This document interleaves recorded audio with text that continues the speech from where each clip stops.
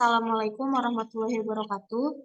Perkenalkan, nama saya Reka Yudhistira dengan NPM 10070217027 dari Program Studi Teknik Industri Fakultas Teknik Unisba. Pada video ini saya akan memaparkan penelitian saya yang berjudul Penjadwalan Produksi Menggunakan Pendekatan Theory of Constraint untuk Mengatasi Keterlambatan pada CV Duta Media. Adapun CV Duta Media merupakan perusahaan yang bergerak di bidang percetakan. Jenis mesin yang digunakan pada proses produksi CV Duta Media dapat dilihat pada tabel di samping.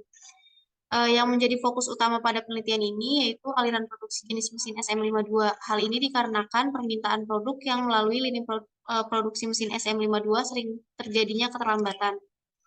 Proses produksi cetak pada CV Duta Media yaitu pemotongan bahan baku, proses cetak mesin SM52, pemotongan, dan packing. Penjadwalan dengan menggunakan pendekatan Theory of Constraint merupakan sarana yang dapat diaplikasikan oleh perusahaan untuk mengoptimalkan kapasitas produksi pada tiap mesinnya, mengoptimalkan urutan proses produksi secara keseluruhan, mengurangi keterlambatan yang terdapat pada perusahaan, meningkatkan efisiensi dan efektivitas pada proses produksi perusahaan. Rumusan masalah yang dibuat yaitu bagaimana proses produksi percetakan pada lini produksi mesin SM52 yang dijalankan perusahaan saat ini, hal apa yang menjadi penyebab keterlambatan dalam pemenuhan permintaan produk, bagaimana mengatasi keterlambatan yang terjadi pada CV Duta Media. Adapun pembatas masalah yang digunakan yaitu penelitian hanya dilakukan pada produk-produk yang melalui alur produksi stasiun kerja SM52. Pengumpulan data yang digunakan yaitu selama 6 bulan dari bulan Desember hingga bulan Mei, lalu usulan perbaikan yang diajukan tidak sampai pada tahap implementasi perusahaan. Adapun tahapan penelitian yaitu dimulai dari studi pendahuluan, studi literatur, ruang lingkup penelitian, pengumpulan data, pengolahan data, analisis, kesimpulan, dan saran.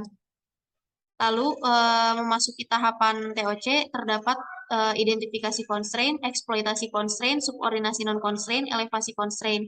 Identifikasi constraint di sini didapatkan hasil stasiun kerja yang melebihi beban 100% yaitu pada stasiun kerja cetak sebesar 108,87% sehingga stasiun kerja cetak mengalami constraint.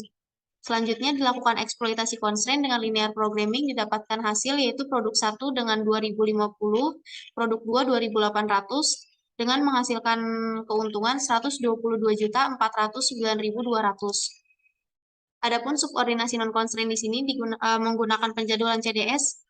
Lalu berdasarkan hasil penjadwalan yang telah dilakukan, waktu yang diperlukan untuk menyelesaikan seluruh job adalah 11.510,5. Dari hasil tersebut dapat disimpulkan bahwa permintaan tidak melebihi kapasitas yang dimiliki oleh perusahaan.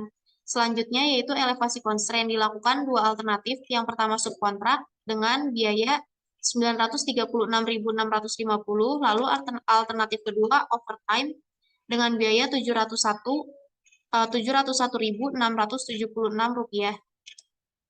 Kesimpulannya yaitu berdasarkan hasil pemetaan proses produksi pada lini produksi SM52 dan dilakukan identifikasi constraint, dapat diketahui bahwa yang menjadi constraint pada lini produksi mesin SM52 adalah stasiun kerja cetak, yang menyebabkan adanya 14 keterlambatan pada 35 jenis permintaan.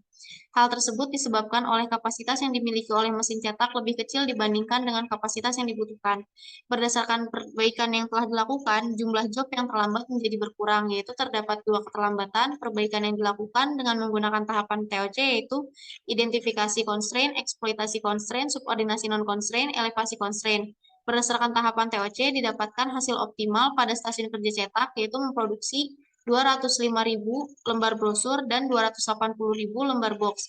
Akan tetapi jumlah tersebut masih belum memenuhi demand aktual sehingga perusahaan harus melakukan overtime dengan biaya sebesar Rp701.676.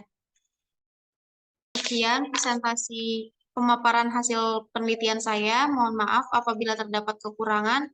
Wassalamualaikum warahmatullahi wabarakatuh.